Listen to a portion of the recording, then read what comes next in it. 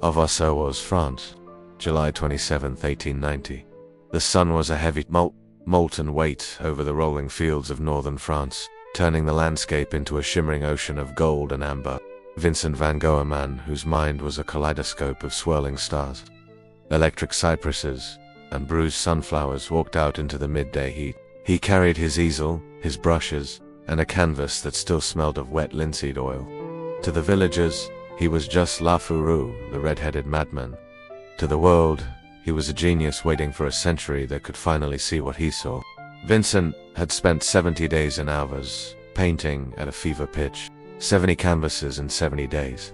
He was a man possessed, trying to outrun a darkness that had chased him from the coal mines of Belgium to the asylum at Saint-Remy. But on this afternoon, the race came to a sudden, violent halt.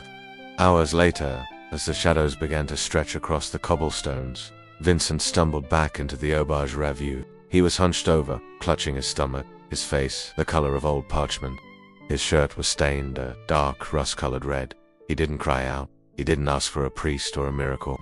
He simply climbed the narrow, creaking stairs to his cramped attic room, lit his pipe, and sat on the edge of his bed. When the local doctor arrived, he found a small black-rimmed hole just below the ribs.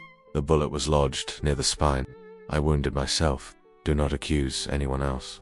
I wanted to die. My body is mine, and I may do with it what I please. For 29 agonizing hours, his brother Theo sat by his side, clutching the hand that had painted the starry night. They spoke of their childhood in the Netherlands, of art, and of the debt they owed one another. Vincent died in the early hours of July 29th. His last words were a haunting summary of a life lived in the agonizing beauty of the margins. La tristesse durera toujours. The sadness will last forever. For over a century, the story was written in stone. A tortured artist, driven to the brink by poverty and madness, took his own life in a lonely wheat field. It was the ultimate romantic tragedy. But as the decades passed, the canvas of his death began to show cracks under the light of modern forensics. Historians and biographers began to notice the inconsistencies, the parts of the picture that didn't fit the frame. Where was the gun? A small caliber pocket pistol doesn't just evaporate, yet it was never found in the field. Where were the painting supplies, the easel, and the canvas he had taken with him? They vanished as if they had never existed. And then there was the wound itself. The bullet had entered at a strange, downward angle from a distance, a nearly impossible feat for a man aiming a short-barreled gun at his own chest. A new theory emerged, darker and more complex than a simple suicide. It centered on René Sacreton, a 16-year-old local boy who spent his summers playing cowboy, wearing a fringed outfit and brandishing a real, albeit rusty, pistol.